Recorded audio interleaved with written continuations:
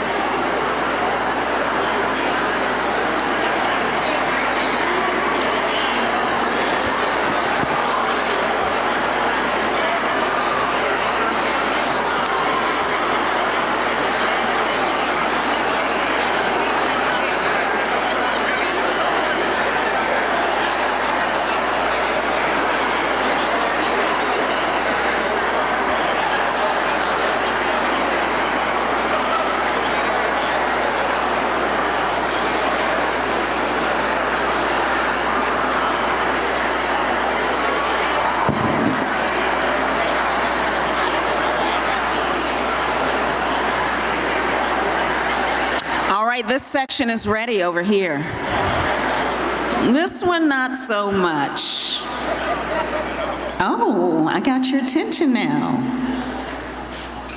Thank you. Please be seated. Find your seats. We'll have an opportunity to speak to everybody a little bit later. Ladies and gentlemen, I'm April Woodard, and I'm so delighted to be here to be your MC this evening for the 41st Annual Martin Luther King Jr. Awards presented by the Urban League of Hampton Roads and hosted by the City of Virginia Beach. We are so, yeah, give it up for the City of Virginia Beach. Bobby D will be happy about that. We are so honored to celebrate 41 years of saluting Dr. King, not only on his birthday, January 15th, today the 16th, and also in anticipation of the national holiday on Monday, January 20th, commemorating his legacy. This year is particularly special as we transition from a breakfast to a dinner celebration. What do you think about the dinner? I love later than earlier, but either way, I love to celebrate. And we're grateful for your presence today. We are 1,300 people strong tonight celebrating Dr. King's legacy. Plus two, my besties are over in the corner. My husband, Pastor A, and my bestie, Dr. D. I am the co-host of Coast Live on WTKR on mornings at 10 a.m. Thank you so much. And I'm so excited about being your mistress of ceremonies. Now I'd like to invite you to rise for the presentation of colors by the Salem High School Navy Junior ROTC.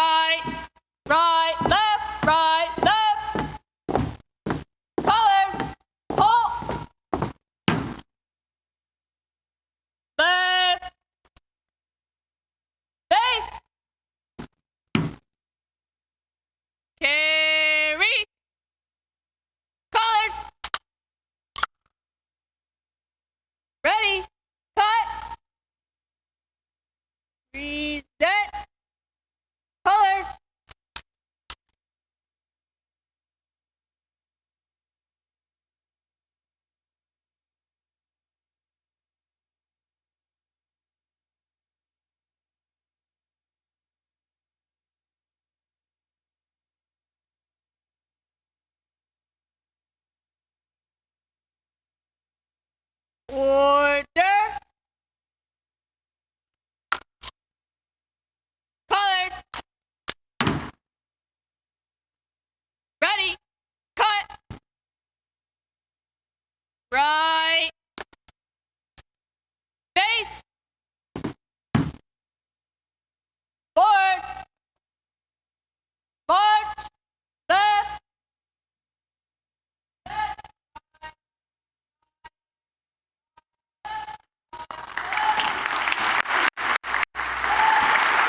Wonderful job by the students at Salem High School, Navy's Junior ROTC. You may be seated. Thank you. As we mentioned, we are honoring the legacy of Dr. Martin Luther King Jr., whose vision and leadership continue to inspire us. Dr. King's dream of a beloved community remains our guiding light as we honor leaders in Hampton Roads and Virginia who tirelessly make that dream a reality. I would like to recognize a few guests at this time. U.S. Congressman Bobby Scott,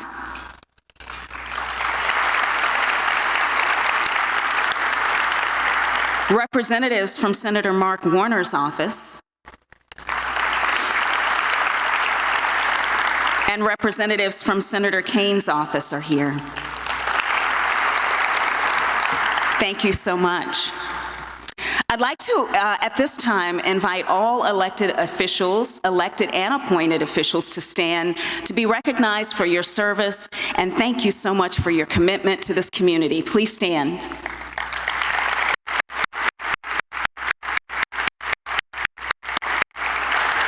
Thank you. You may be seated. Education, of course, is the cornerstone of the Urban League's mission, and we are so proud to welcome leaders from esteemed institutions. Please stand as I call your names. Norfolk State University, behold. Old Dominion University and Eastern Virginia Medical School. Virginia Wesleyan University. Tidewater Community College.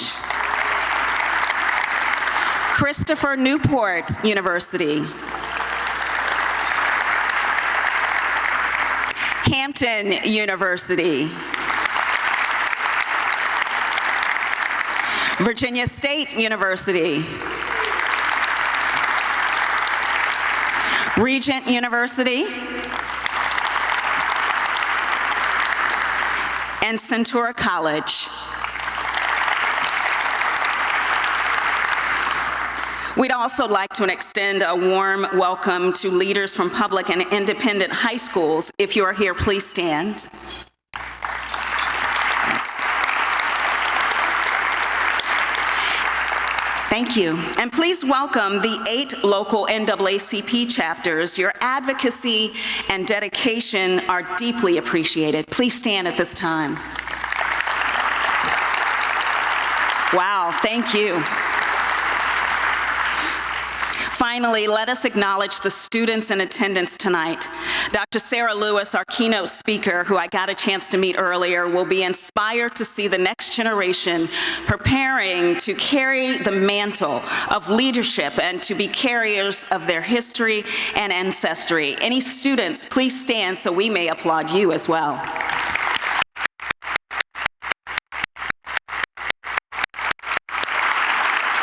Thank you. We'd like to give a heartfelt thank you to our host, the City of Virginia Beach, and our signature sponsor, Dollar Tree Family Dollar. Let us show our appreciation with a round of applause for them as well. Thank you. Of course, as you know, it takes a lot to put on an event with 1,302 people.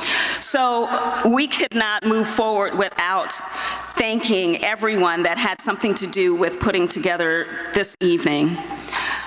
Our sponsors, our partners, our attendees. Please give everyone, from the person who is delivering your food to the person that welcomed you, a round of applause.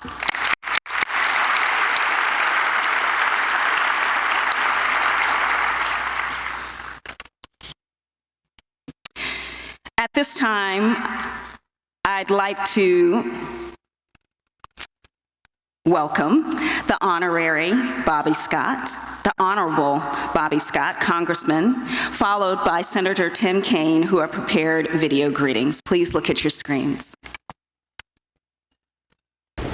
Good evening. I'm Congressman Bobby Scott, bringing you greetings at the 41st Annual MLK Awards Dinner hosted by the Urban League of Hampton Roads.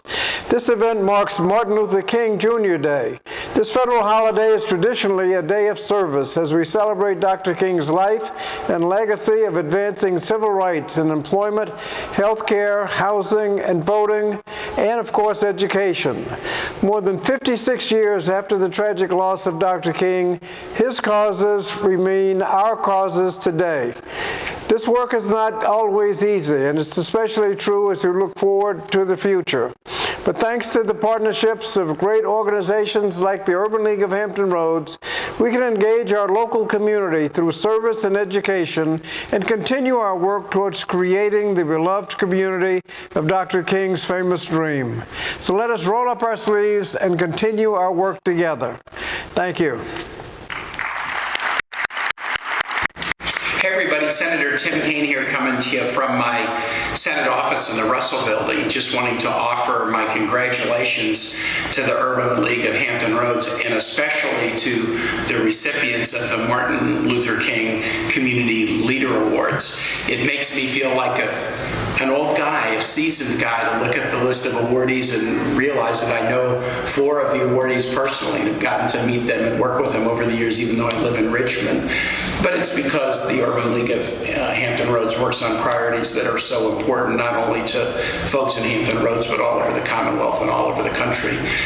Empowering folks to make sure that they can have access to economic opportunity, working on civil rights and community building. This has been what the Urban League of Hampton Roads has done since your chapter was formed in 1978 and what the organization itself has done for decades and decades. I've been very proud, first as a city councilman and mayor of Richmond, and then as governor, now senator, work with Urban League chapters around Virginia and all across the nation. And I celebrate the accomplishments of the leaders that you're recognizing tonight and look forward to doing a lot more good work together. Lord knows we need it in the Commonwealth and the country, and the Urban League is needed now more than ever. So my congratulations to you, and I hope you have a wonderful, wonderful event.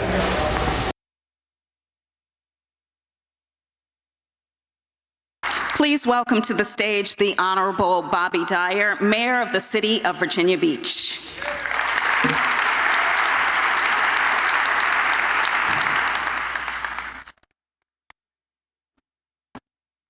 Good evening, everyone. How are we doing today? What an honor to be among you today. And on behalf of the City Council and our city staff of Virginia Beach, we welcome you. We celebrate with you. And I just want to extend sincere thanks to Gil Bland and the Urban League for putting this on. And let me say what it's like being up here, looking among you and seeing a beautiful mosaic of people from all different races, religions, and part of our great community, honoring a man whose legacy continues today and has profound impact on our society yet today. If I can hearken back to 1968, on May 1st, I went to Parris Island, but a short few time after Martin Luther King was tragically taken from us. And after I came back after 9 weeks and came back into society, I can tell you there was a change.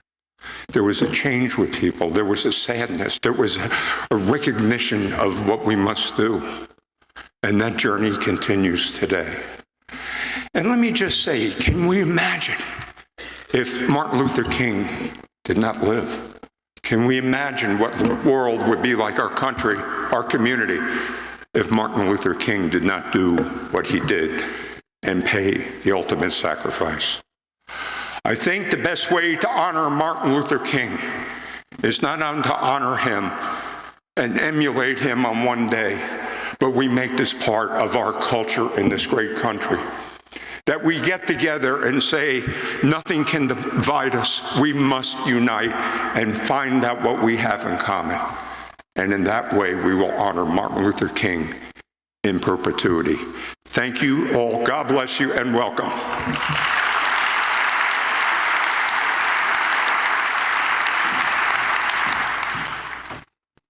Thank you, Mayor. Now it's my pleasure to introduce Mr. Gil Bland, President and CEO of the Urban League of Hampton Roads. But first, let me tell you a little bit about him. He is the recipient of numerous awards and community recognitions. He serves on several boards, including Centera Healthcare, Norfolk State University, Randolph-Macon College. Recently, Mr. Bland was reappointed by the Governor of Virginia's Museum of Fine Arts Board, and he's one of the nation's finest museums. Mr. Bland is the founder and inaugural chair of the statewide Virginia African American Advisory Board, and he has received the Darden Civic Award, our region's highest recognition for civic service. He is also the former chair of the State Council of Higher Education for Virginia and a former board member for Old Dominion University. For 10 years, Mr. Bland has been named one of Virginia's Business Magazine's 50 most influential Virginians. Ladies and gentlemen, please welcome Mr. Gil Bland.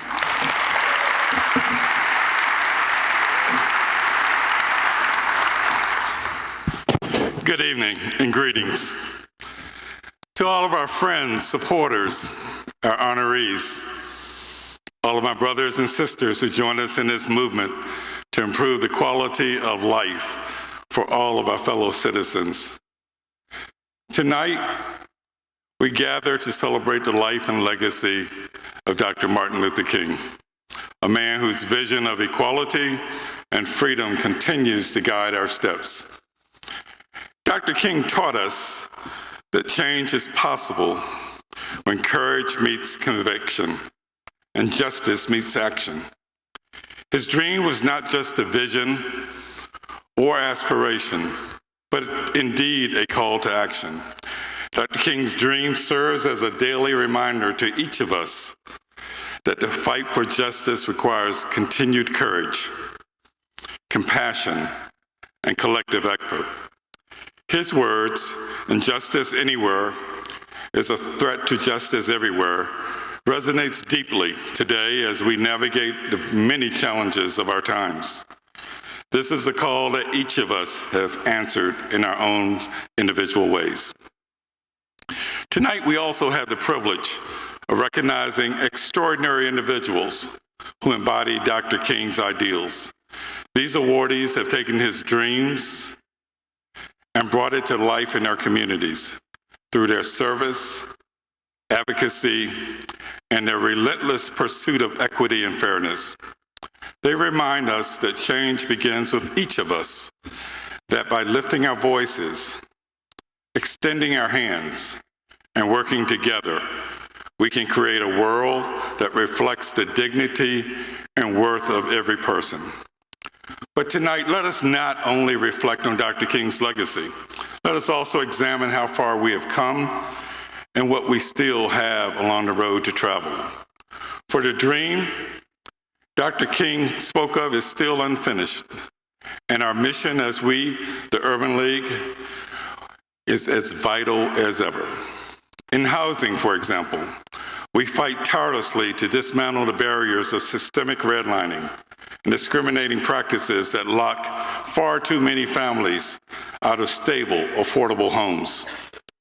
We have helped thousands secure safe housing and financing, yet we know that far too many still face evictions, substandard living conditions, and unequal access to home ownership. Housing is a human right, and our work will not stop until every family has a place to call home. In health, we have advocated for fair access to care, addressing the disparities that persist in some of our medical systems, from fighting for better maternal care for Black women to ensuring underserved communities have access to preventative services. We are making strides. Yet again, the fight is not over until zip codes no longer decides their life expectancy. In education, another key pillar, we have championed the idea that every child deserves a quality education, no matter their race or economic background. We have worked to close the achievement gaps with tutoring and mentorship programs. We advocate at the state level of Virginia to help ensure that schools are funded equitably. But we cannot rest, and we will not rest until every child has the resources, mentorship, and opportunities they need to achieve their fullest potential and help us all build the workforce of the future. Related to workforce, our efforts have opened doors for countless people who were once denied jobs due to systemic discrimination. We work with returning citizens to help them re-enter the workforce. We advocate for equal pay, fight for fair hiring practices, and advocate to promote diversity in every industry. Yet, wage gaps and unequal opportunities persist.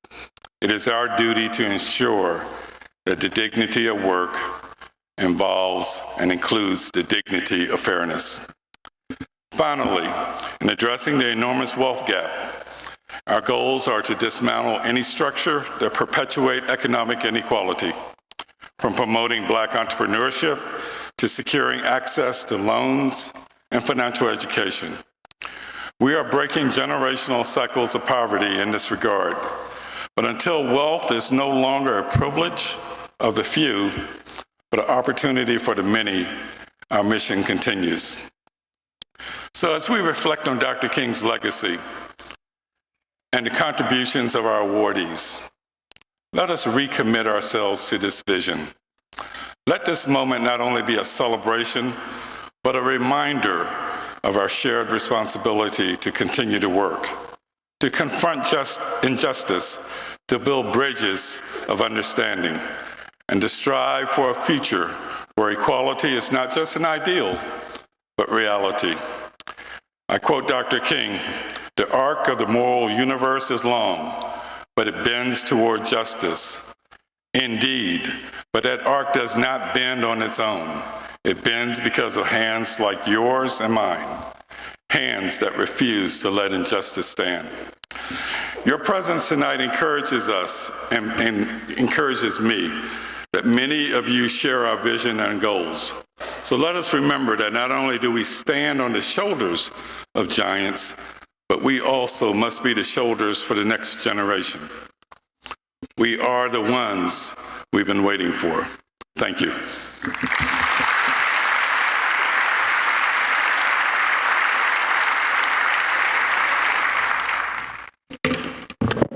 Bring it down a little bit. He's a tall man. Thank you so much for those inspirational words, Gil. I'd like to draw your attention to our screens at this time. We have to present the first of our MLK Leader Awards to Jeremy Bridges, President, Hampton Roads Shipping Association.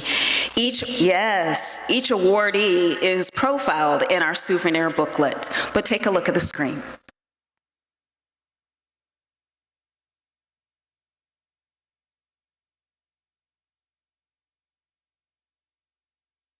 I'm Jeremy Bridges. I'm the President and Chief Negotiator for the Hampton Roads Shipping Association. Growing up here in the area, was very familiar with the shipping industry and the port business, obviously a big part of the community and the economy here in Hampton Roads. But had you asked me 25 years ago, would I be here today?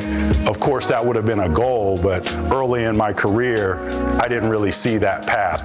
First thing is this, his expertise, his hard work and his motivation. I've seen that in him, and I have a great deal of respect for it. He is such a good representative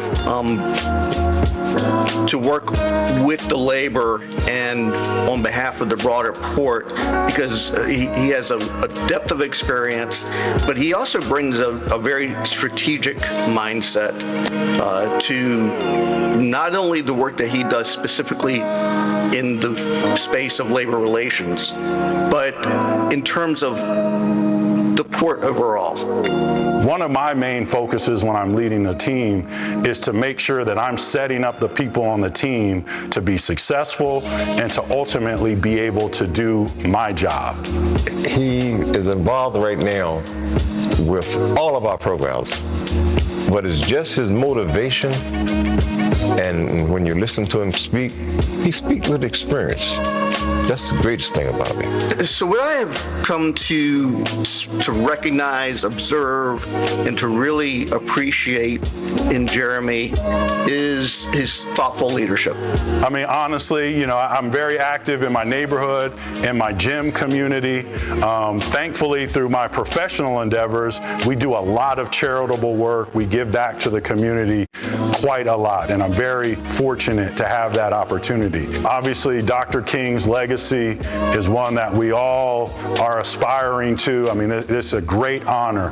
I'm being recognized, but I couldn't do this alone. This is about all of us that work together, and this is really just the culmination of all of that. It's a recognition to all of the hard work that we've done as a community, as a shipping industry community, and I'm just truly thankful and grateful. Please welcome Jeremy Bridges, and we thank you for your exceptional leadership.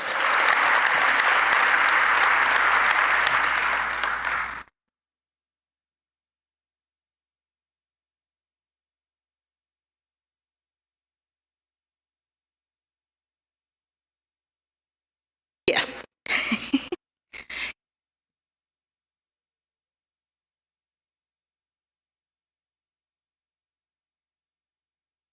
Congratulations. Thank you. We will now recognize the awardees for our Housing Award, the City of Norfolk and Mayor Kenneth Alexander, and Urban Strategies, and Donovan Duncan. Please look at the screen. I'm Kenneth Cooper Alexander. I'm the mayor of the city of Norfolk. My name is Donovan Duncan, and I work for Urban Strategy, which as the executive vice president and chief operating officer. The St. Paul's Quadrant is a transformational project here in the city of Norfolk. It's deconcentrating poverty.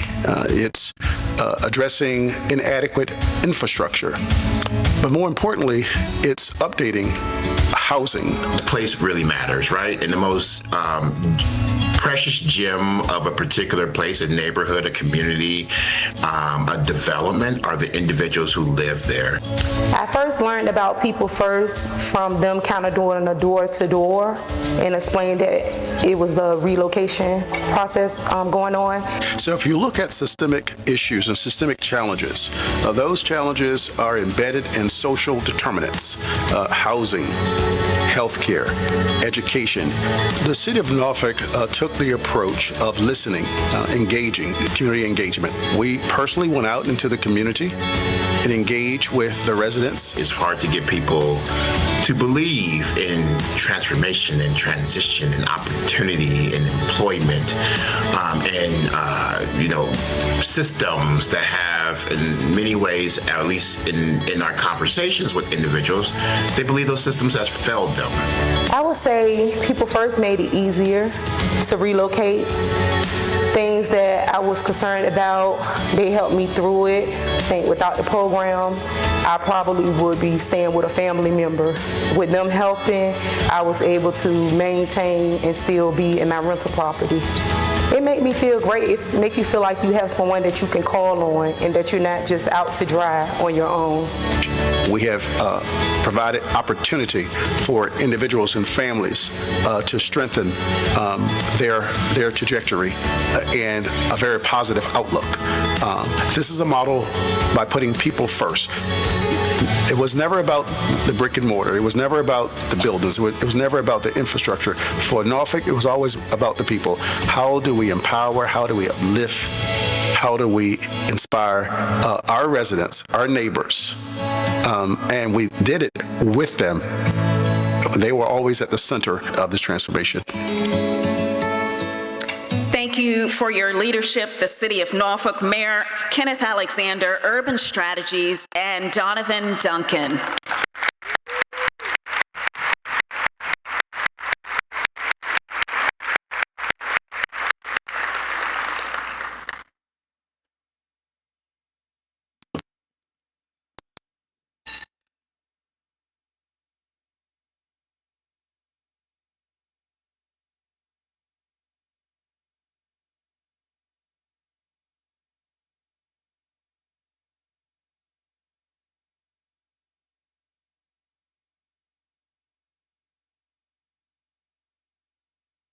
Congratulations.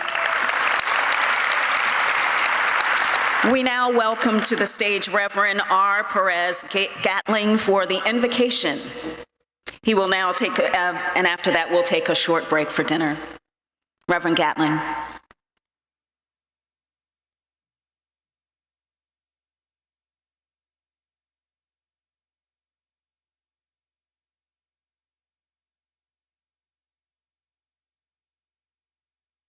Good evening, everyone. Let's pray. Heavenly Father, we come before you tonight with hearts full of gratitude for this gathering of dedicated individuals who've given so much to uplift our community.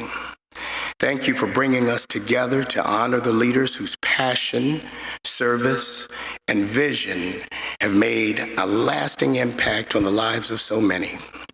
We ask your blessing upon this evening, Lord. May it be filled with joy, inspiration, and encouragement.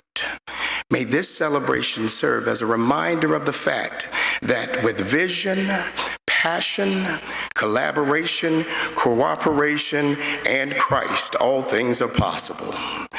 Bless the leaders we honor tonight. Continue to guide them with wisdom, strengthen them with courage, and fill them with hope as they carry out their work. May they always find fulfillment in their efforts, and may they always feel the love and appreciation of those they serve. And Lord, may they continue the work even if they don't feel the love. We also pray, Lord, for our community, our city, our nation, our state, our world as a whole. Unite us in purpose, deepen our bonds, and help us to work together in harmony to build a brighter future for ourselves and our posterity. And now, Lord, we pray that you will bless this food that we're about to receive. May it nourish and strengthen our bodies. In Jesus' name we pray. And everybody gathered said, Amen. Amen. Hold up, you really didn't say it. And everybody who gathered said, Amen. Amen. Thank you. Please enjoy your meal and enjoy some music of Rajaz. So even though we face the difficulties of today and tomorrow, I still have a dream. It is a dream deeply rooted in the American dream. I have a dream that one day this nation will rise up and live out the true meaning of its creed.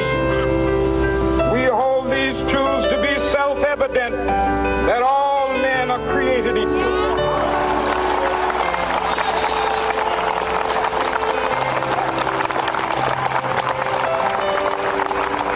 I have a dream that one day on the red hills of Georgia, the sons of former slaves and the sons of former slave owners will be able to sit down together at the table of brotherhood. I have a dream.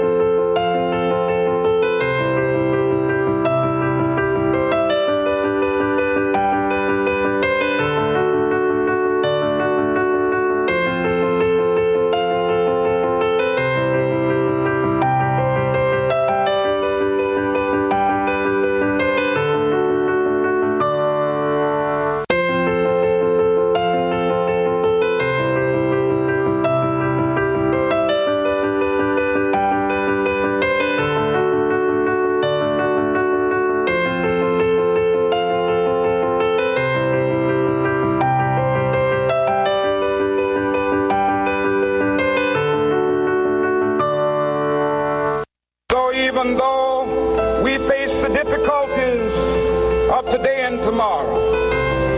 I still have a dream. It is a dream deeply rooted in the American dream. I have a dream that one day this nation will rise up and live out the true meaning of its creed. We hold these truths to be self-evident that all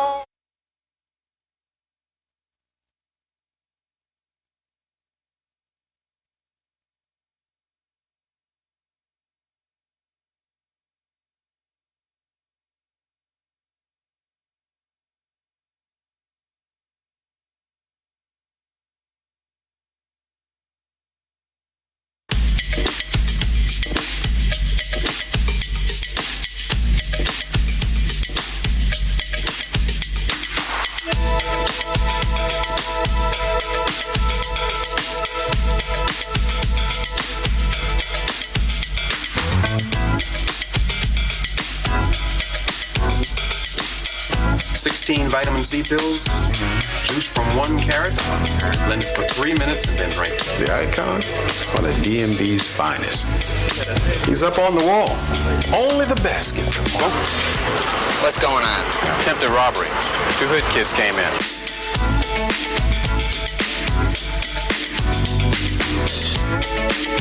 You got problems? No.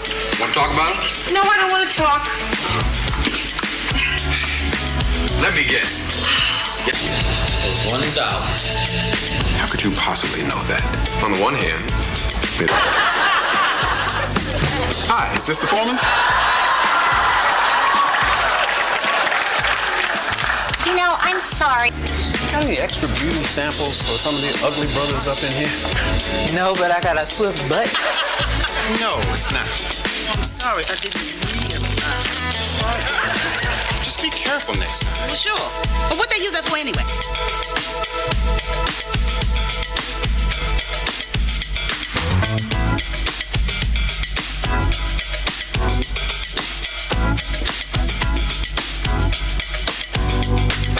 On all of you. Don't listen to them. Like your man's here. Focus on those books. Courtesy of Airmaster Fans, the ceiling fan of your dreams. Thank you so much. Take.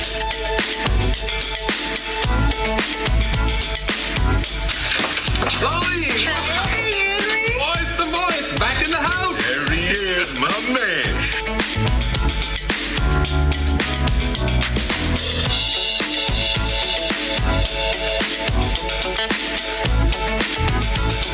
So we're trapped. Well, I'm not saying that. It's just that it's just a little weird. Rick, I'm not, Wow, I'm sorry. Yeah. I'm real sorry. I didn't. It's okay. Just never know what you're going to find out here in the alley, that's all. Oh. Nice forehand. Ooh. Come on, you're following the wrong man. You're downtown Brown, right? I know who I am. Who might you be?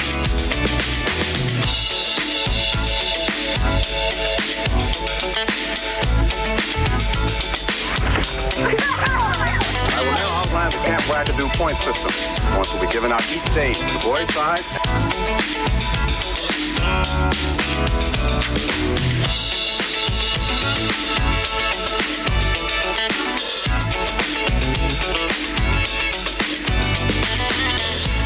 Hello, Mr. Wizard. Well, hang on. Let me find out. Your name, dear, is? Monica. Mr. Wizard?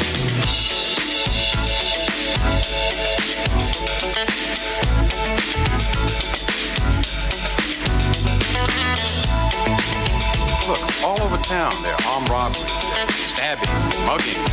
Husbands and wives are shooting each other with guns. 'Tis the season to be jolly. Whoa. I did well with the ladies that night. They probably thought I was Jimi Hendrix. I told them I was Jimi Hendrix. Took it off, polish it. Things been a little slow around here. Then again, since I'm caught being a bandit. And I'm Richard Wright. Ah, the antique dealer. Your name comes up a lot down here.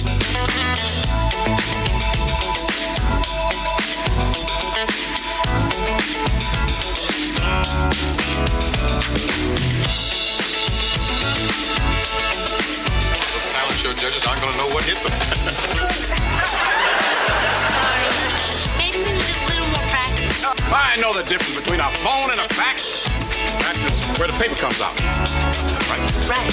Send for it.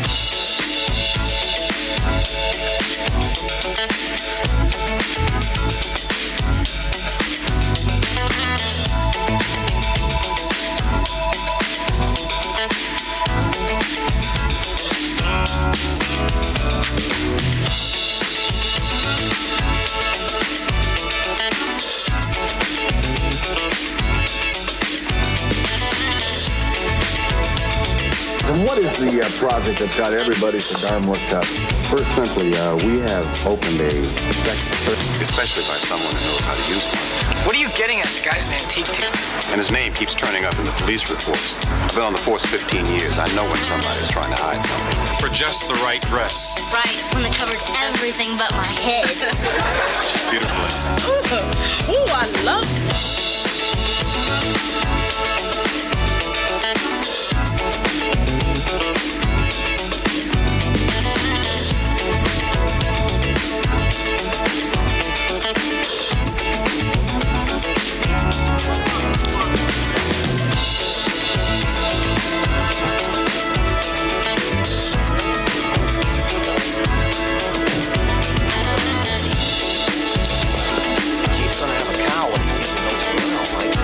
Tell him if you don't. What you got? There's not much left. Just like the last time. Anybody see anything? The mother said she saw. I told you to stay out of this, Hamlet.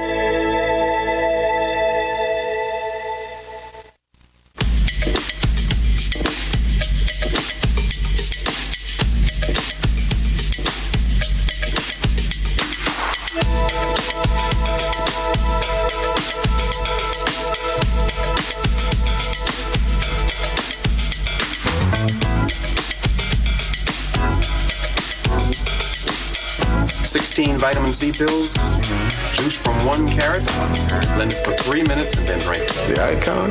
One of DMB's finest. He's up on the wall. Only the best gets him. What's going on? Attempted robbery. 2 hood kids came in.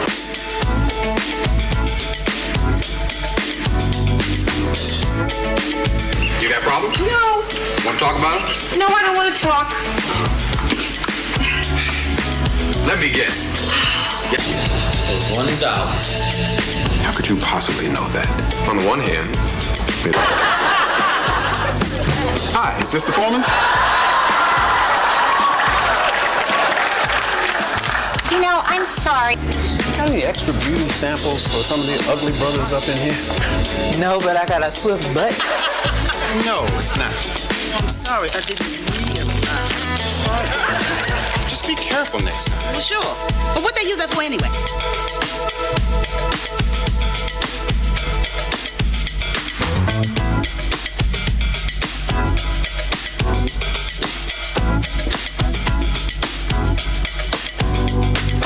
On all of you. Don't listen to them. Like your man's here. Focus on those books. Courtesy of Air Master Fans, the ceiling fan of your dreams. Thank you so much. Taste.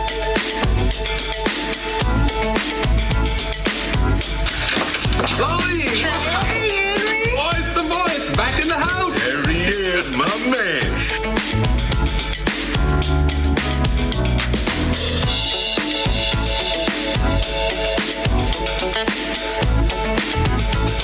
So we're trapped.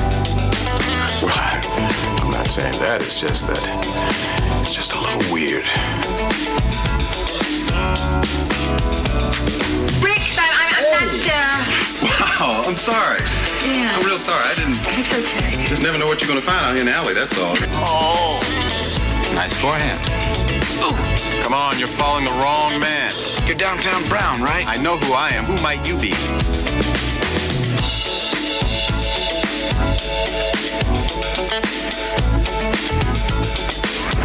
I will now outline the Camp Wackadoo point system. Points will be given out each day from the boys' side.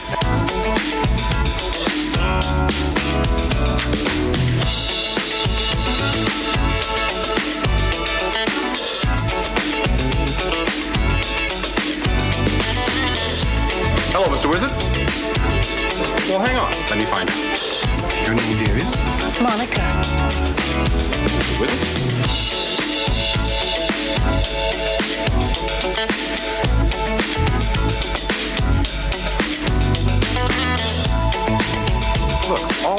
town. There are armed robberies, stabbings, mugging, husband and wives are shooting each other with guns. Tis the season to be jolly. Whoa. I did well with the ladies that night. They probably thought I was Jimi Hendrix. I told them I was Jimi Hendrix. Took it off, polishing. Things been a little slow around here. Then again, since I'm caught being bandit. And I'm Richard Wright. Wow, the antique dealer. Your name comes up a lot down here.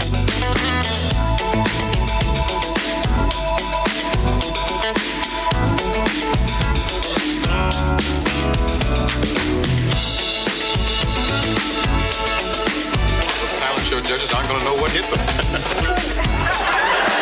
Sorry. Maybe we need a little more practice. I know the difference between a phone and a fax. Fax is where the paper comes out. Right. Right. Head for it.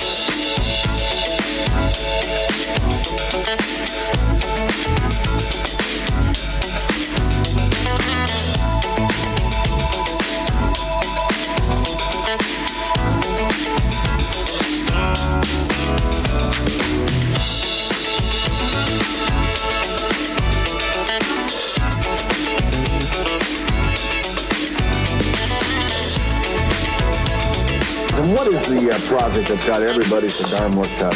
First, simply, we have opened a Especially by someone who knows how to use one. What are you getting at? The guy's an antique dealer. And his name keeps turning up in the police reports. I've been on the force 15 years. I know when somebody's trying to hide something. For just the right dress. Right, when they covered everything but my head. She's beautiful. Ooh, I love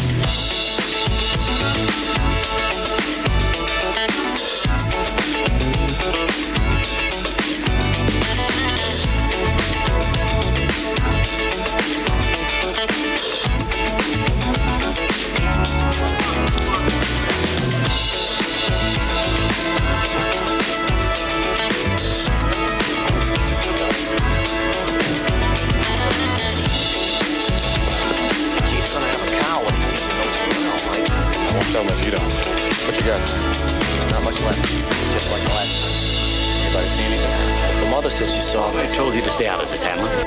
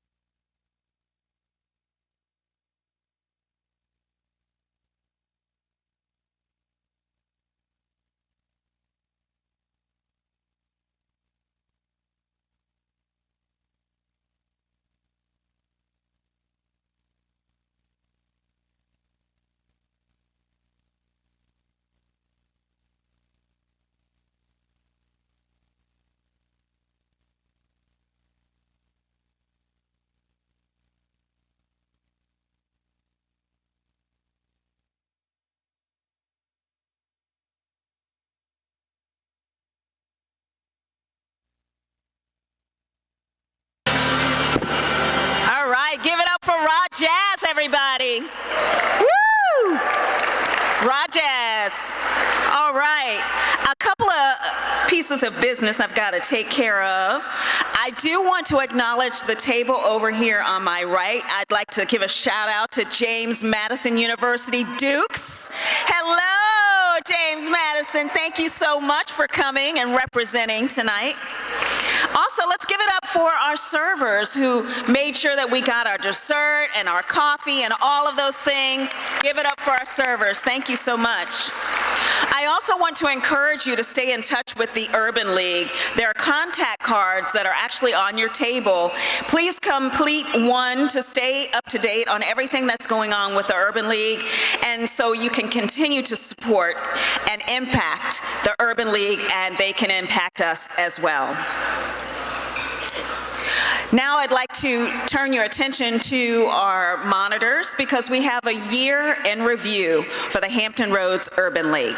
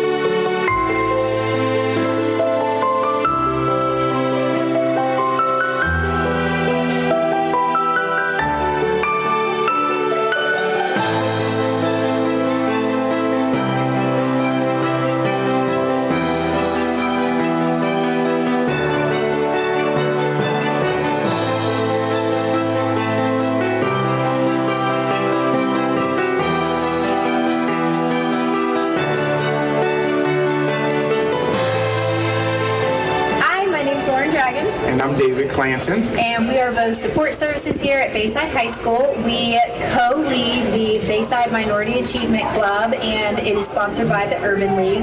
Some of the impact that it's had for our students is giving us more exposure to college and career readiness. And it has afforded opportunities for our students to collaborate with other schools and other students and see what those other students are doing in an effort for their college and career readiness.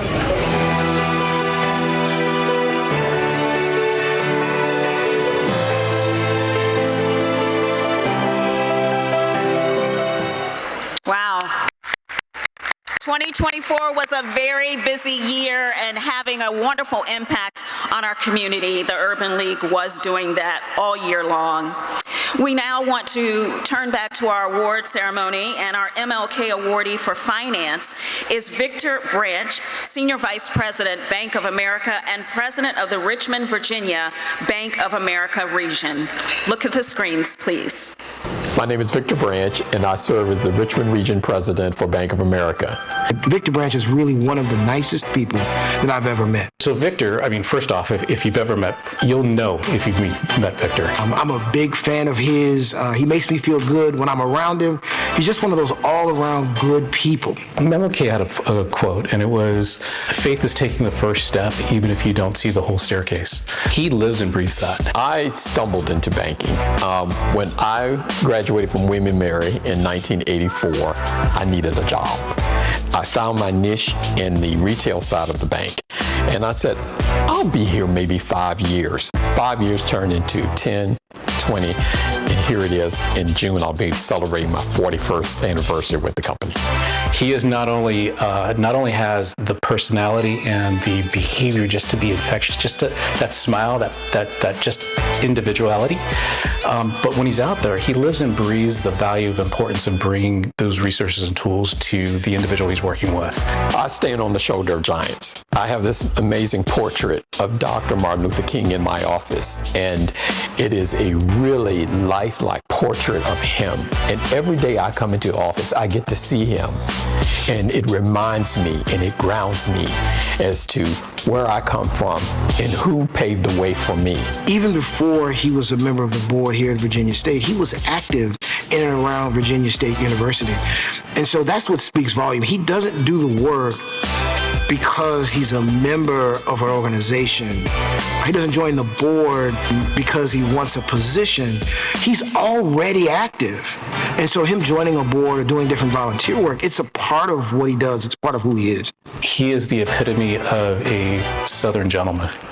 I don't think anyone out there could look towards a better colleague to sit back and say, I aspire to be like him. I think Victor really exemplifies what it is to do what we do as market executives across the Bank of America platform, not only for me, but for many of my colleagues across the country. Everyone has a chance to succeed. God evenly distributes talent. It's where the opportunity and the talent match up that we see the success take place. That's why we support such a great organization as the Urban League. Congratulations, Victor Branch.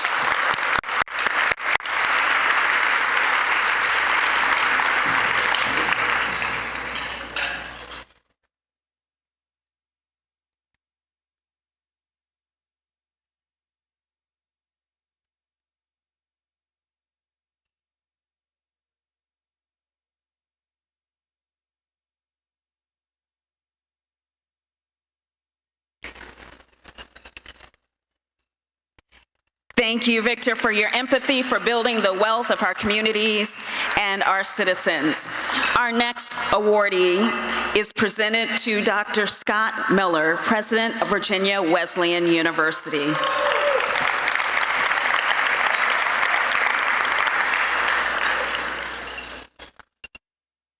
Scott D. Miller, and I'm president of Virginia Wesleyan University in Virginia Beach.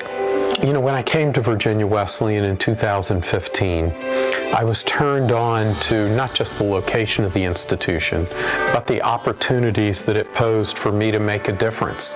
A lot of leaders lead with words, but not with action. But in him, I see someone who's pushing things to be better, but not better just for the entitled and the privileged, but to be better for everyone. My philosophy of higher education administration has been that it's the president's responsibility to create change in society. You know, I just keep getting back to, here's a guy that wakes up in the morning and is walking this campus before light, just to look around, see what's going on, what needs to be done, what's looking good. He works from before light and after light. I've never seen anybody with the energy and the commitment, not only to this university, but to the surrounding community, that he's made a change.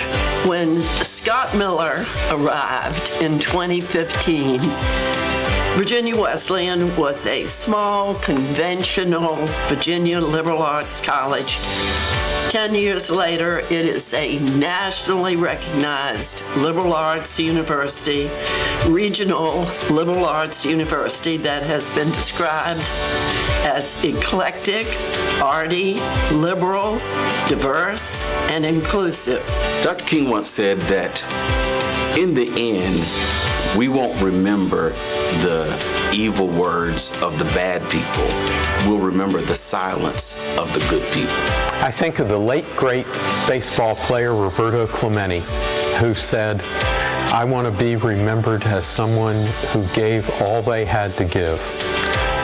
I want my legacy to be that every day that I have served as president of Virginia Wesleyan, I'm thinking about how my institution, how my faculty and staff, and how our students are making a difference in this community and beyond for years far beyond my tenure as president.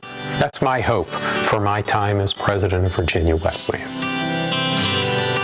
Congratulations, Dr. Miller.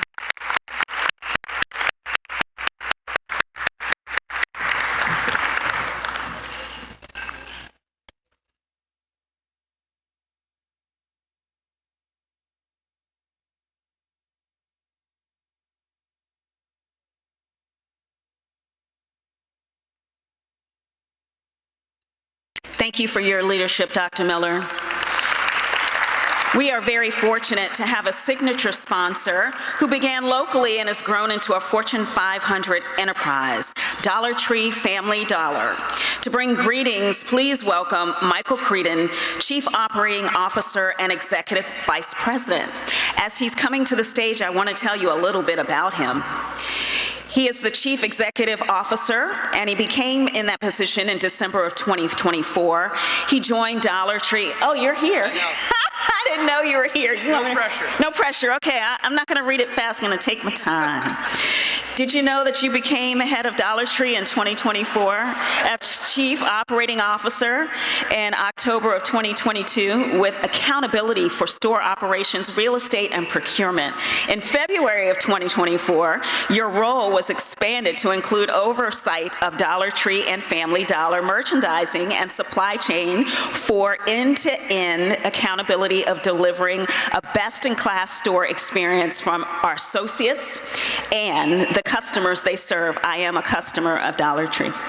Before Dollar Tree in 2023 to 2022, Mike was with Advance Auto Parts, and before that, he was with Sensormatic, and before that, that was a division of Tyco International, and prior to his role with Sensormatic, he served in multiple leadership roles with Tyco International and ADT Security, another division of Tyco. He is already here. Mr. Creedon. So much. Appreciate that. Thank you. Thank you so much. Appreciate the warm welcome and the great introduction. It is truly an honor to be representing Family Dollar and Dollar Tree. And Gil, thank you for allowing us to sponsor this great event. I say thank you because you see the names that'll go flashing by on the screen. Every single one of those companies would get in line to be the presenting sponsor, and the Urban League knows that Family Dollar and Dollar Tree are its best partner for this. We have a very similar mission. We both serve a community. We're both needed by that community now more than ever.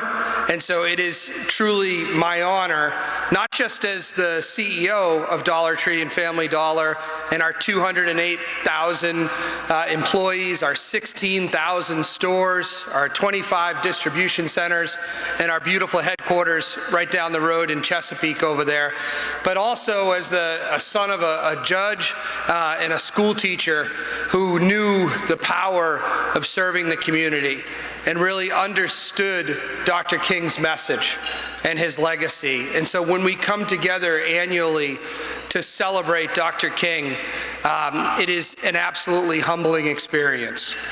I grew up going to breakfast on MLK Day. Like I said, my dad was a local politician, and that's what you did. He was elected the year I was born and served for 22 years before serving as a judge for 20 years. And so we would go to these breakfasts, and you'd always hear a speaker like me or somebody else or the ones you've heard, and they always had a quote. And I always thought it was interesting. As I got to know Dr. King as I grew up, they always quoted him.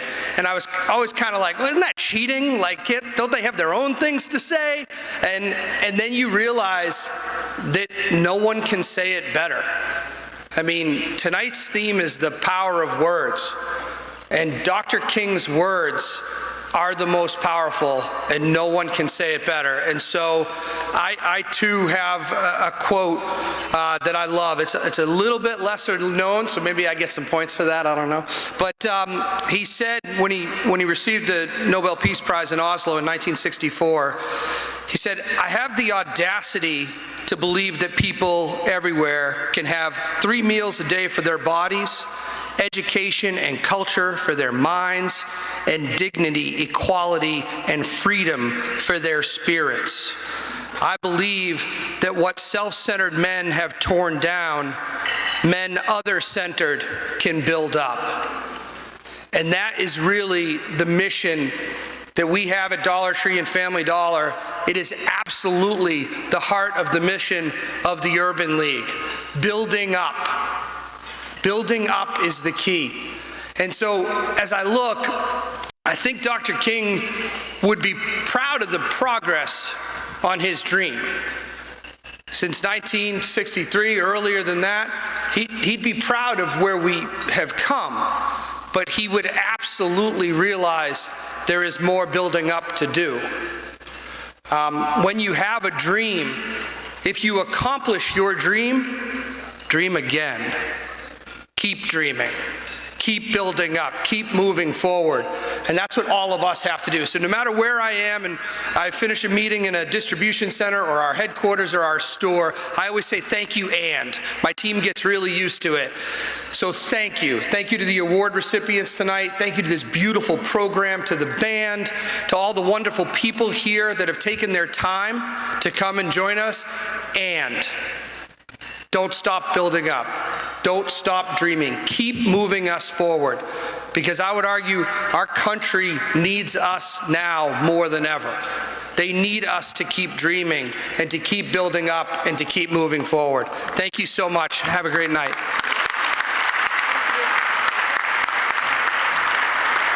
Thank you, Mr. Creedon, for those words. And now it is my pleasure to introduce the Honorable Lisa Hicks Thomas. And she is the Senior Policy Director of Dominion Energy. Ms. Hicks Thomas is the former Secretary of Administration for the Commonwealth of Virginia. Nice note, she's also my back, meaning she's number 11, I was number 2 for Delta Sigma Theta Sorority Incorporated. Lisa, where are you? Okay, please welcome my soror, Lisa Hicks Thomas. Do you need this? No, I'm good.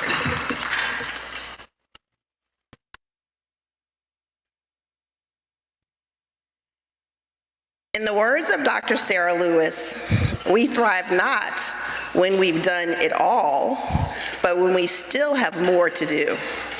Good evening, everyone. I'm Lisa Hicks Thomas with Dominion Energy, and I'm so honored to be able to introduce tonight's keynote speaker, who always finds more to do celebrating the journey along the way. Sarah Elizabeth Lewis is an associate professor of African and African American Studies at Harvard University and the founder of Vision and Justice, an initiative to educate the public about the importance of art and culture for equity and justice. Her research focuses on the intersection of visual representation, racial justice, and democracy in the United States from the 19th century through the present. Professor Lewis has held curatorial positions at the Museum of Modern Art in New York and at the Tate Modern in London. She also taught at Yale University School of Art. Her book, The Rise, Creativity, the Gift of Failure, and the Search for Mastery, has been translated into 7 languages. Her other groundbreaking publications include Carrie Mae Weems, which explored the work of American artist Carrie Mae Weems, winning the 2021 Photography Network Book Prize. Dr. Lewis's newest book, The Unseen Truth, was published by the Harvard University Press just last year. Our outstanding MLK speaker last year, Dr. Clint Smith, described The Unseen Truth as a book that has changed the way I look at history. It has changed the way I observe the world. Renowned author and PBS presenter, Dr. Henry Skip Gates added, "It isn't just a groundbreaking work of visionary scholarship, it's an earthquake." Ladies and gentlemen, please join me in welcoming our speaker, Sarah Lewis.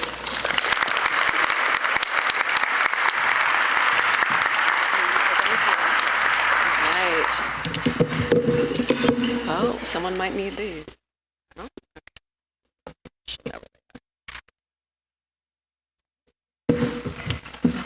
okay. Good evening. I have so been looking forward to coming back to Virginia. Thank you for the honor of the invitation, Gilbert Bland, all those who have made this evening possible. Thank you for the extraordinary introduction, which leaves out all the failures that made me possible, that make all of us possible. I say it's good to come back to Virginia because I am really of this soil. The question I want to speak about tonight, briefly, as I've been told, is what defines the narratives about who counts and who belongs in American society? This is really the question that any Martin Luther King Day gathering forces us to address. And it's a question that emerged for me through the work of a man who is of this soil in Virginia as well. And I'd like to thank him before continuing. And to do so, I'll tell you a story about how he arrived at that central question. He was in high school, in the 11th grade, in New York City before coming to Virginia. And this young man just had one question for his history teacher. They were receiving textbooks that in that year of 1926 just presented excellence in the world one way. He wanted to know where African Americans were, Asian Americans were, Latinos were, Native Americans were, and the answer his teacher gave him was that African Americans had done nothing to merit inclusion in those textbooks. He didn't accept that as an answer. He asked the question again, and he was expelled from high school from his so-called impertinence. That man was my grandfather. He became an extraordinary artist, and I'll ask for the slides in a second here. My grandfather, who you can see in this image because we have the same large forehead, you can tell who he is. became an artist and a jazz musician, playing backup for Count Basie and Duke Ellington. But I didn't know until I was a sophomore in college why my grandfather didn't have a high school degree. You see, his pride was too wounded. He never went back. But he understood in those images he created that he was defining the narrative of belonging in American society that he should have been able to find in those textbooks. His name was Shadrach Emanuel Lee. My name is Sarah Elizabeth Lewis, far less cool than his, but the initials SEL are meant to honor him. And it is a testament that I can stand here 2 generations later, invited to speak about the very topics my grandfather was expelled for asking about. It is a testimony to what can happen in this country. It's a testimony to the central cornerstone of the work of the Urban League, which is to ensure that education empowers us. And it is really why I am here today as a proud granddaughter of Virginia. He is buried in Matthews, Virginia, and I am going to go to his gravesite tomorrow morning. What unites everyone in this room is what my grandfather was committed to understanding. What is the vision of the possible that allowed you to be here in the room today? What defined it? Was it the work of law alone? Was it the work of economic empowerment alone? Was it the work of culture, perhaps, too? That's what I want to talk about today. On my way here, I was thinking about the last time I spoke to a crowd that was as diverse as this in terms of its background, and I began to think about the invitation I received from the late Congressman John Lewis. As a note to anyone who is under 40 in the audience and doesn't check their voicemail, check your voicemail, because that's when I received the invitation from John Lewis to come speak at what would become the penultimate Selma to Montgomery March in 2019. He had learned about the Vision and Justice Initiative that I founded and wanted to speak in front of his colleagues about not solely the legal work that they were doing together, but the power and force of culture. To begin the conversation, we set out to show a video that I'll share with you in just a minute, but let me just make sure everyone in the room understands what King and Lewis were doing that day that allowed us to be here together. They were honoring the Selma journey that began on Sunday, March 7th, 1965, when Lewis, just 25 years old and chairman of the Student Nonviolent Coordinating Committee, was severely beaten and nearly killed by state troopers as he led 600 peaceful protesters in a march that culminated at a church in Selma and was forcibly intercepted by police on the Edmund Pettus Bridge, named after the Grand Dragon of the KKK. During the month of what culminated in a roughly 50-mile protest, the path of America changed. Let me quantify this. Numbers can turn the abstract into the concrete. At the time, Black Americans made up more than half of the population of Selma's Dallas County, yet violently enforced voter suppression meant that only 2% of Black Americans in that county managed to make it through the registration process to exercise this legal right. As my colleague Henry Louis Gates Jr.'s research has found, this meant that John Lewis's great-great-grandfather could vote and did so after emancipation, but due to the backlash of Jim Crow rule, no one else in Lewis's family could do so for nearly 100 years. The coverage, the television footage, the photographs of the Selma protest in print as well galvanized the country and helped lead to the passage of the 1965 Voting Rights Act that summer. And it was only after the passage of that bill that Congressman Lewis and his parents could vote in Alabama. So as you can imagine, I expected he wouldn't want to talk with me about culture, but instead he did.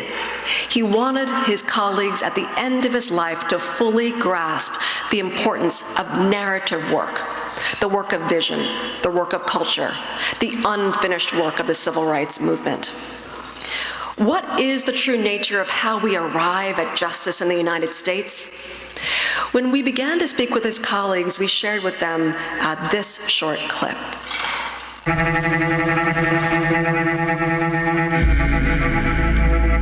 We hold these truths to be self-evident. That all men are created equal.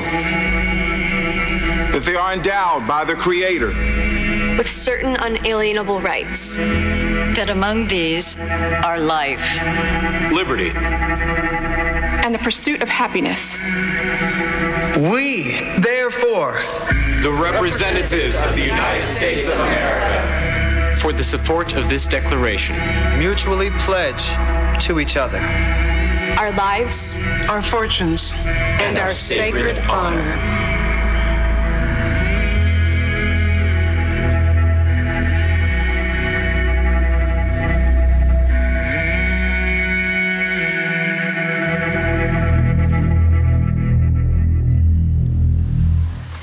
Now, this is not meant to be an ad for Ancestry, although they do deserve the credit for creating this clip that really shows us the portrait of our nation. It's based upon a painting John Trumbull created at the signing of the Declaration of Independence, which we know took place on June 28th when Thomas Jefferson presented the draft for the consideration, the Second Continental Congress. And in the clip, you're able to see the great-grandparents and grandchildren and cousins and so forth of their ancestors and nearly the precise position that they occupy in the painting. What is the journey between these two moments? How did we arrive at this collective group portrait? And why would this company use a painting as the template?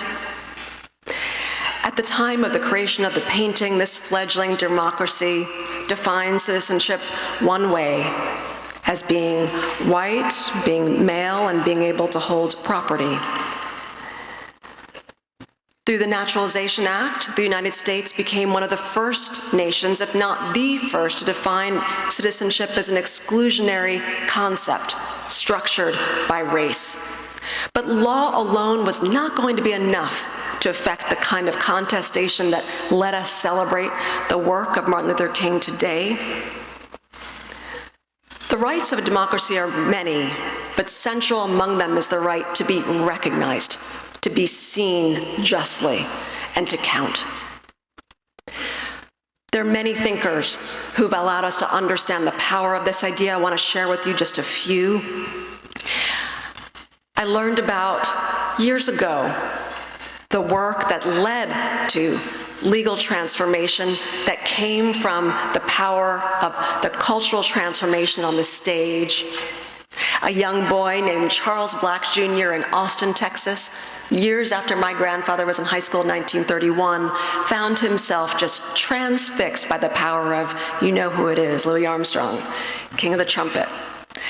And in that moment, he understood that the segregation in the world around him was wrong, because there was genius coming out of the body of this black man, and the man who the world had told him to denigrate. And a friend of his to his left uttered a racial epithet used about African Americans during the day and walked away. But Charles Black Jr. was sure that he was seeing genius and felt that a new path opened in front of him. He would go on, that young boy, to become one of the lawyers on the Supreme Court case, Brown v. Board of Education, that would work to outlaw segregation in the United States. And he would teach at Columbia and Yale University, and every year would hold an Armstrong listening night to honor the power of the man who shifted his sense of the possible, who gave him a new vision of who we could be. The work that leads to justice is often deeply private. It often comes in these moments when a work of culture often can get us to see what we don't know we don't know. about ourselves, about each other. We all have a blind spot around our privileges shaped exactly like us. And the work of the arts is to get us to look around that, and Frederick Douglass knew it. He gave a speech that has now become bedrock for our understanding of what Frederick Douglass's contributions were to the United States.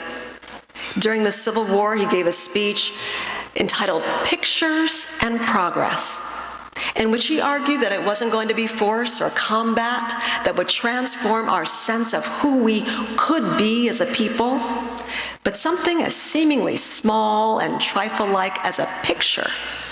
And his audience was truly confused. But he continued to redraft this speech multiple times over the course of his life, as I picture him doing in his study in Anacostia, in his final home. And he goes on to say at the end that it might take over 150 years for people to understand what he meant, but he understood that images were becoming weapons to limit our sense of who counts and belongs. He would have understood that images aren't only means to honor human life, but to transform who counts within it. He understood the weaponization of photography being used to dehumanize African Americans at the time, and he wouldn't stand it. He became the most photographed American man in the 19th century. Not African American man, American man. He understood the power of a representative figure, dignified, self-possessed, African American, too, then, for progress. He understood this new technology would be vital for our American health. The Vision and Justice Project is cohered around this understanding, and I'm proud to say at Harvard it's the second highest demand course in the core curriculum at the university, thinking through this intersection of race and culture and justice. And Douglass and these thinkers are bedrock for that understanding. But before I go, if you don't yet buy this argument that culture, that our vision of the possible is central for all the work we do, let's think of it in reverse. Now, just for a bit of levity, I'm going to share with you this transcript because it's a discovery, and we're here to celebrate the extraordinary life of Martin Luther King Jr. and failure as well. But I'm showing you here this transcript of his time in seminary, and for the benefit of those in the back, I'll explain. In a transcript of A's and B's, you see he did quite well. He did receive 2 C's in guess what class? Public speaking, I heard it on the left side there. Not once, but twice, he in fact got worse, and I wonder what happened to King when he received those grades and then went on to lead the nation with the power of his spoken truth. But there is an understanding of the needs for creative expression to give us a sense of the possible in that encounter with his teacher, which you can access when you look at the archives.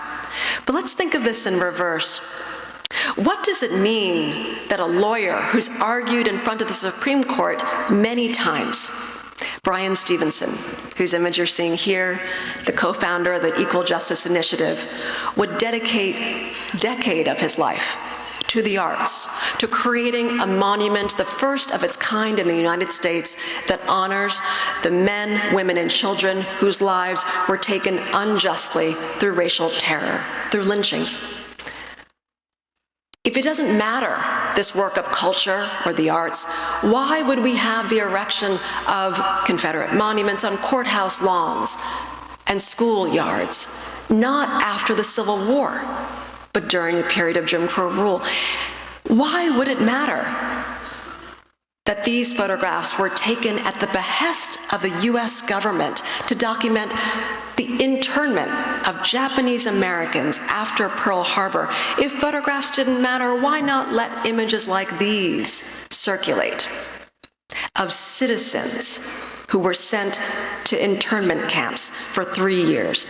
Images such as, that's me, hello. This one. This image was impounded by the government, censored. Why? It shows the American dream, does it not? If we were in my seminar right now, I'd ask you to tell me exactly why it was censored. What does it show?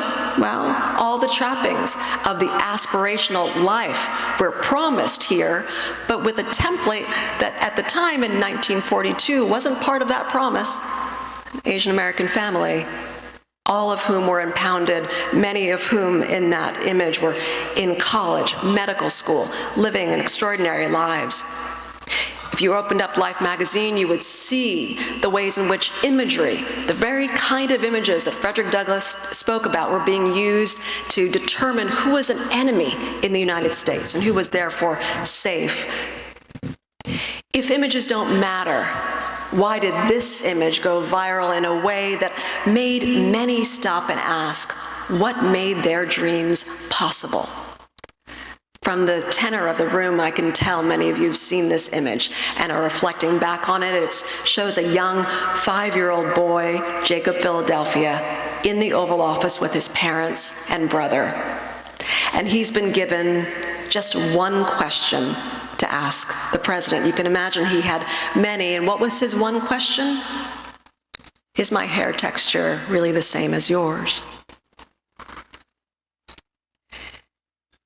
The cropping, the angle, the stance of former White House photographer Pete Souza gives us a vantage point of an epiphany taking place.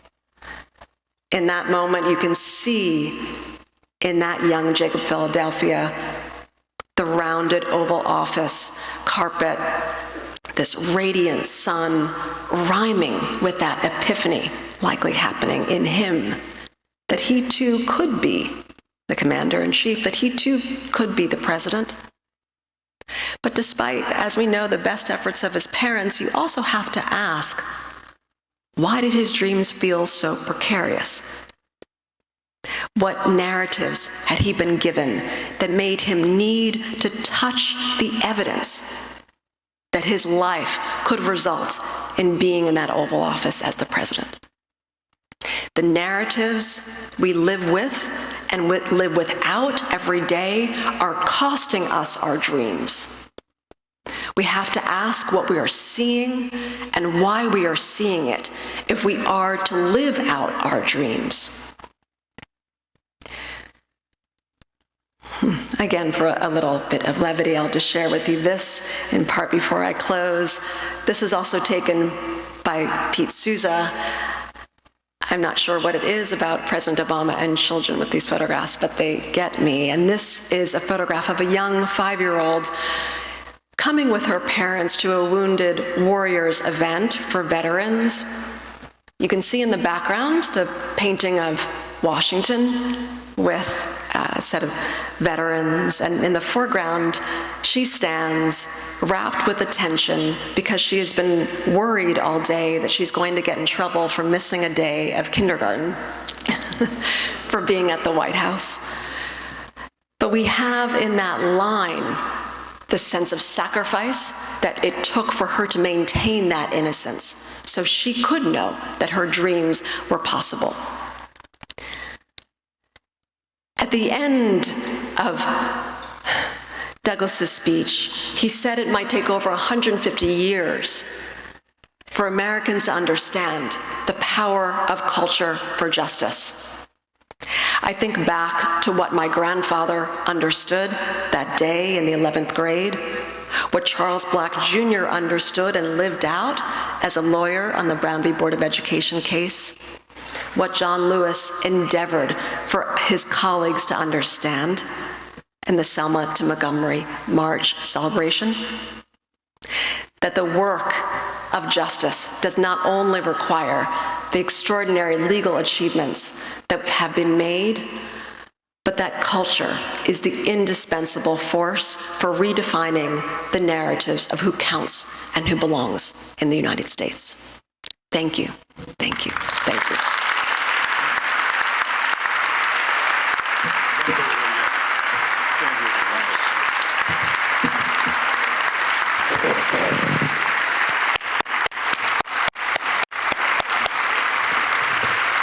Dr. Lewis, thank you for sharing. Thank you for teaching.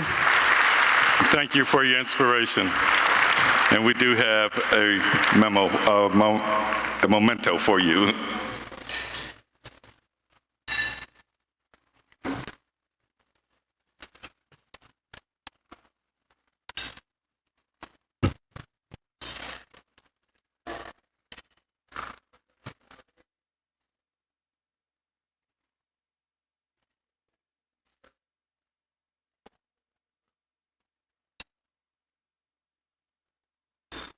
Wonderful.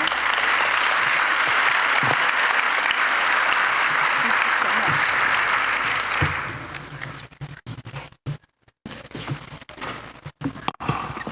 much. Not only do we need to get a copy of her book, can I sign up for the class? All right, now we are headed into the final two awards of the evening. First, Dr. Alfred Abu Hamid, EVP of Macon and Joan Brock, Virginia Health Sciences at Old Dominion University, and Dean of Eastern Virginia Medical School at ODU. Please check out the screens. My name is Alfred Abu Hamid. I'm the Executive Vice President at Macon and Joan Brock, Virginia Health Sciences at Old Dominion University. So EVMS as a medical school started more than 50 years ago by the community. Community leaders realized that there's a significant shortages in workforce in the region here. Dr. Alfred Abu Hamid is an amazing leader.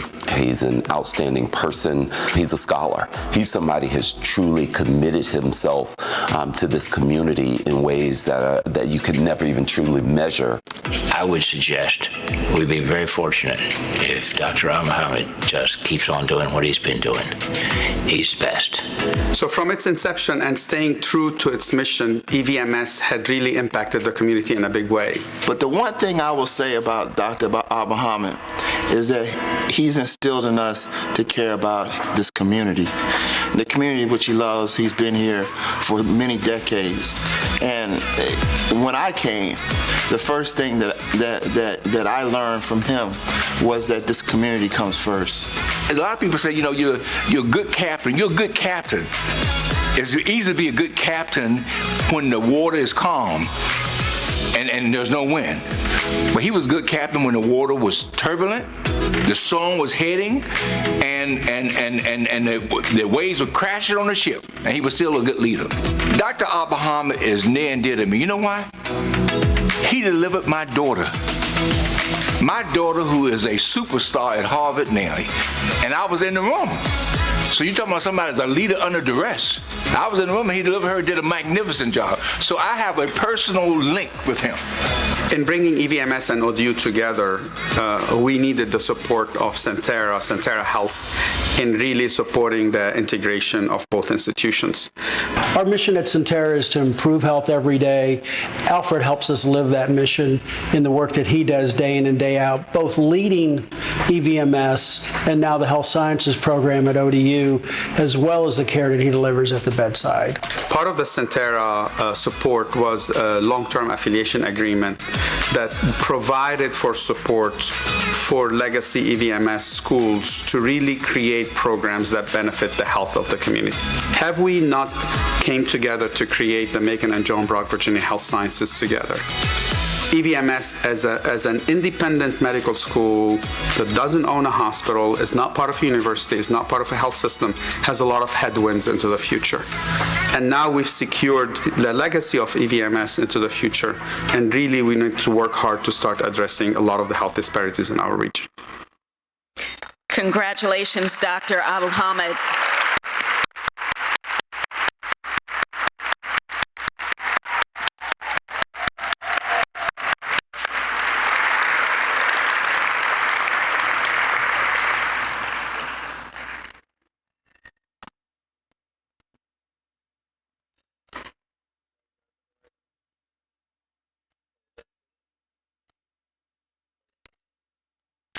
Please welcome Mr. Gil Bland for the presentation of the E.L. Ham Lifetime Achievement Award.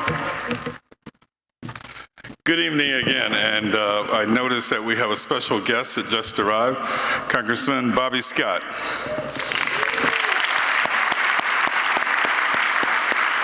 Thank you for attending, Congressman. Tonight is my privilege to present the E.L. Ham Lifetime Achievement Award to a true trailblazer, a pioneer in the entertainment world, and a global statesman who spreads love and support throughout the world, and particularly the continent of Africa. We have a friend to Virginia and the chair of the Senate Intelligence Committee to say a few words about his friend, Tim Reed. I introduce the Honorable Senator Mark Warner. Hi, I'm Senator Mark Warner, and while I'm sorry I can't be with this evening, I'm grateful to be able to say a few words to celebrate both the life and legacy of Dr. Martin Luther King Jr. and recognize the contributions of so many leaders in the Hampton Roads community. This is an evening that reminds us that we must all take inspiration from Dr. King's life. We must recommit ourselves to the causes that Martin Luther King Jr. dedicated his life to. Now, the Urban League honors Dr. King's legacy each day by providing services and educational programs in Hampton Roads. And that impact is felt throughout the Commonwealth. But tonight is also a time to honor individuals who've embodied the principles of Dr. King's legacy. That's why it's my honor to introduce the E.L. Ham Lifetime Achievement Award to Hampton Roads native Tim Reed. This is a double pleasure for me. Ed Ham, who this award is named after, was someone who worked with me when I was governor. He is an extraordinary, successful business guy. He's advised me as we tried to move the Commonwealth of Virginia to be more inclusive in terms of the actions of the state doing business with small and women and minority-owned contractors. And he is a real role model in so many ways. And to have an award named after my dear friend Ed Ham is such a great recognition. And tonight, by choosing Tim Reed for the Ed Ham Award, you are really picking another person that I've had the honor to know and work with literally now for 30 plus years. We all know Tim is an actor, a producer, a director, but he's also a father, a husband, and for those of us like me and many of you in this crowd who know him well, we know there's really no one who is more deserving of this honor. You know, for years, Tim and Daphne, his wonderful wife, have helped uplift underrepresented voices through his work. You know, we all know his on-screen contributions, both in television and movies. I think back to his original breakthroughs on WKRP in Cincinnati. I think about the activities of films that he has been involved in. I was proud to be, when I was still in the business community, a partner with Tim Reed on his minority-owned movie studio in Virginia. The truth is, Tim has always been about raising up voices, and his commitment to education, the arts, and social justice is unparalleled.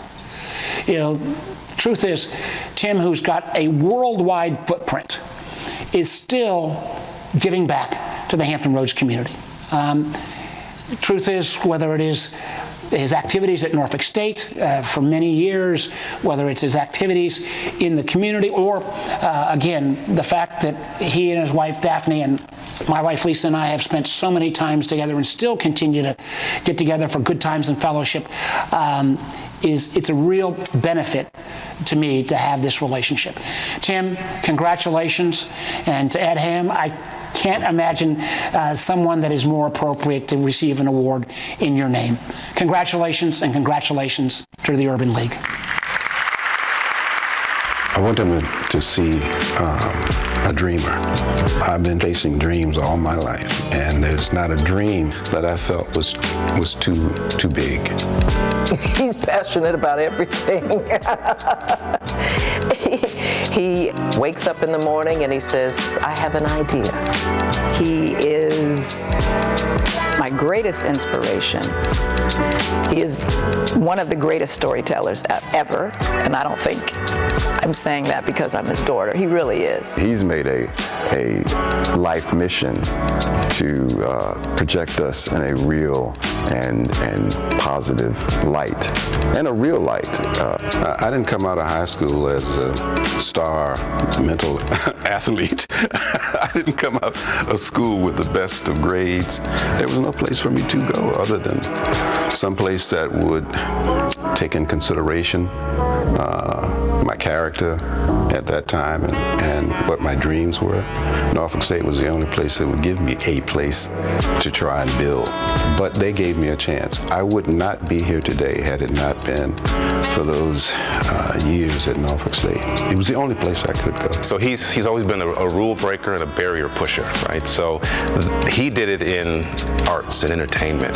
That mindset and that approach to life was impactful for me through my journey of education. So I earned a doctorate in biochemistry and was the first African American at NC State to earn that in the history of the school. And so I felt like I was following the legacy and the guidance that he was showing us through his walk through life. What I'm proud of. I'm just proud to have someone to show me the way to be true to myself, to be fearless. He just never lets anything stop him. It's amazing when we go to visit different places and around a lot of people, generationally, people will come up to him and say, "You raised me." The images that he created, the characters that he played were helpful to bringing truth and integrity to some young folks who considered him their father. He likes to work with the youth a lot. He's really strong in trying to get that next generation to even progress further than he has with some of the success as far as developing content and doing things and not just settling for being in front of the camera, but being behind the camera, learning how to do it correctly. If you hear the stories that he has, the battles that he had to fight just to get certain things on air, and the fights that he had to go through just to have us on camera and be able to have certain series and shows, a lot of people won't do that. I mean, he's a vet. He's an icon, Hall of Famer. He's put in the work. His legacy, we can all say, is going to live forever. I remember in a classroom in Norfolk State, something I'll never forget. Chapman, I think his name was. I had to take art appreciation. Of course, we didn't want to, but we had to graduate. We were all asleep. And he was going on showing us some of the great masterpieces of the world. And he got so angry, he said, "Listen, you have the nerve to sleep in my class? You better be dreaming. And I promise you, if you dream and look at these pieces of art, Venus de Milo, or whatever it is, Girl with a Pearl, I don't care what it is. If you dream enough, it'll take you to the very thing." And you know what? Every time I've stood in front of Michelangelo's David or these places on the location in which it happened throughout the world, I hear that man saying, "If you dream, your dreams will take you there."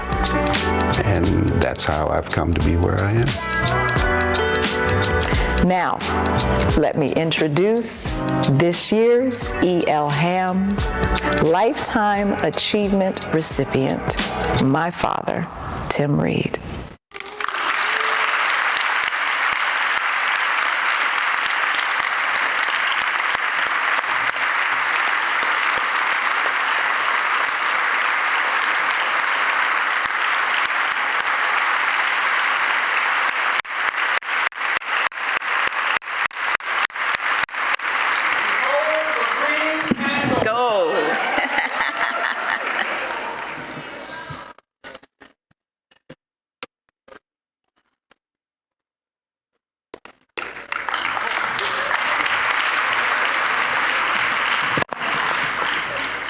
And I get to speak?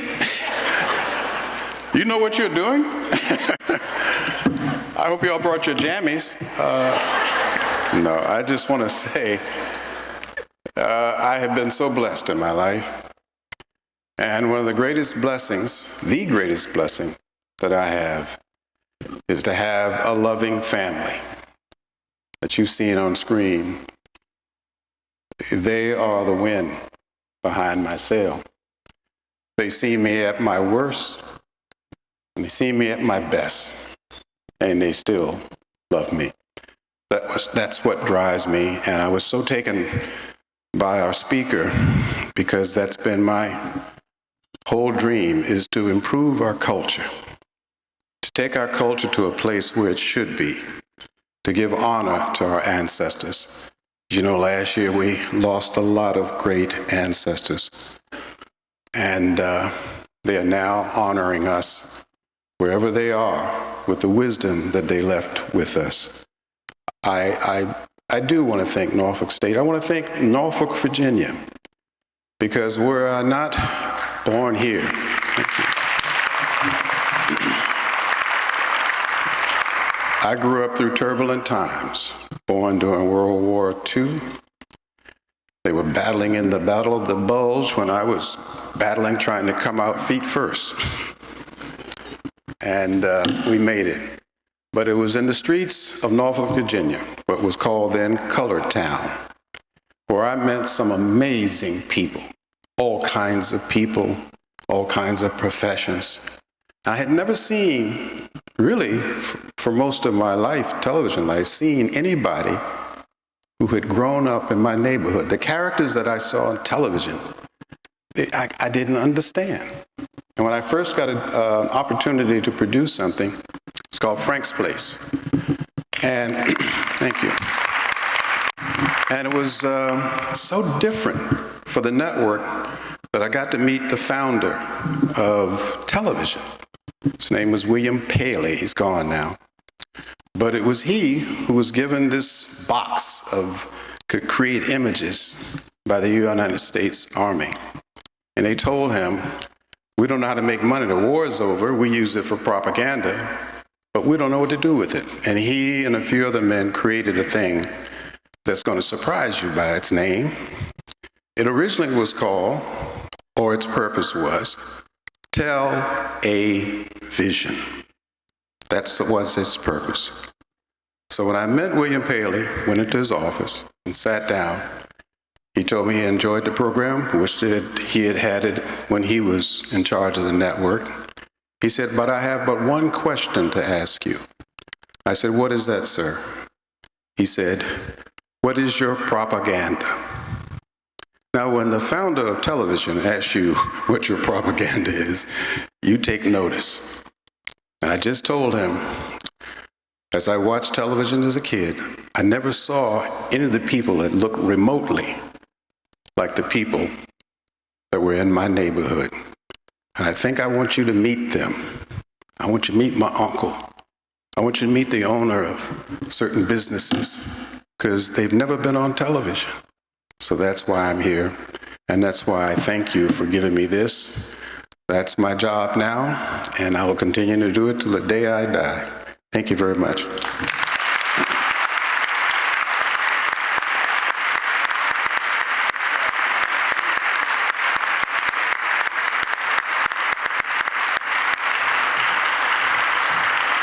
Wow, such an inspiration. We love you, Tim. Well, I want to say congratulations to all of our awardees, and thank you so much for what you do and what you do in our community. One note, there is a red dot under each chair or each table. There's only one. And if you have the red dot under your chair, you get to take the centerpiece, other than table 17. So please enjoy that. All right. I'd like to introduce my classmate, Clyde Clark, Chair of the Urban League of Hampton Roads Board of Trustees.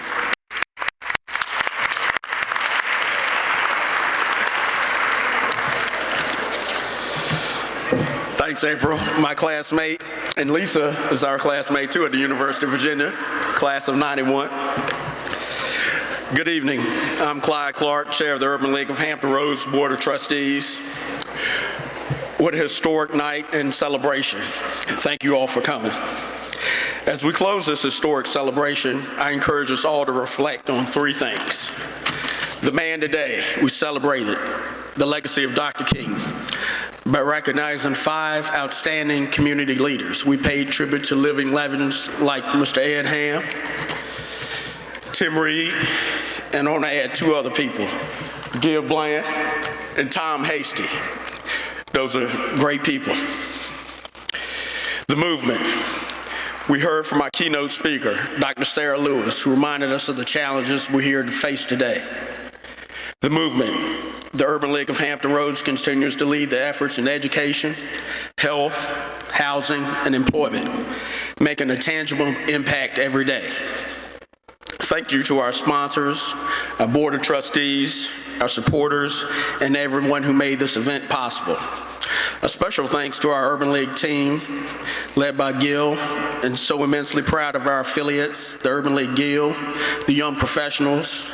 The Gil is led by Francine Humphrey, the Young Professionals by Patricia Gibson.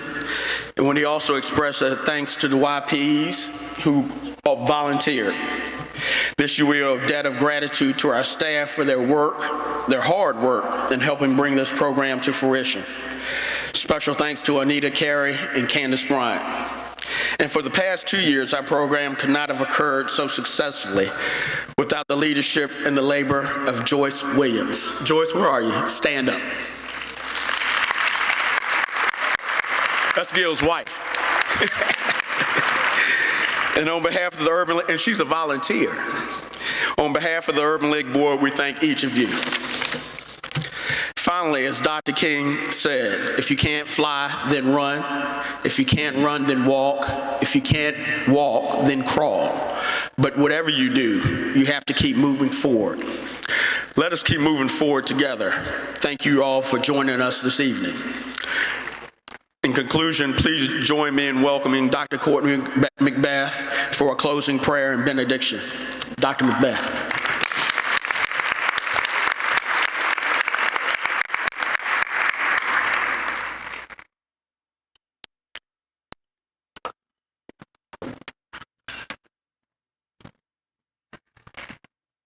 Well, the only thing more courageous than asking a pastor to have words when people are ready to go home is asking a retired pastor to have words.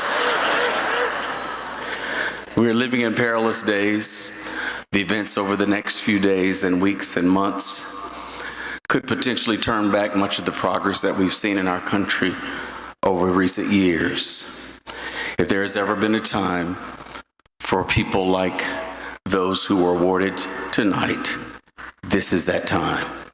And while we are so tempted to lift our voices against those who seem to promote violence and hatred, I want to say to you tonight that to shout at the darkness, no matter the decibel of your voice, does not change anything. I would say rather than shout at the darkness, light your candle in the darkness and push it back for the marginalized, for the forgotten, for the hurting, for those who desperately need us. Now may the Lord bless you and keep you.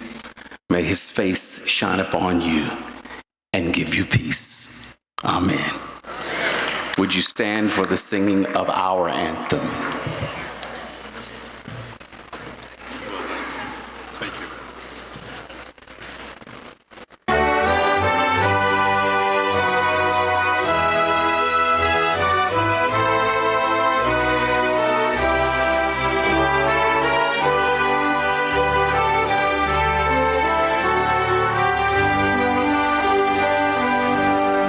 Lift every voice and sing.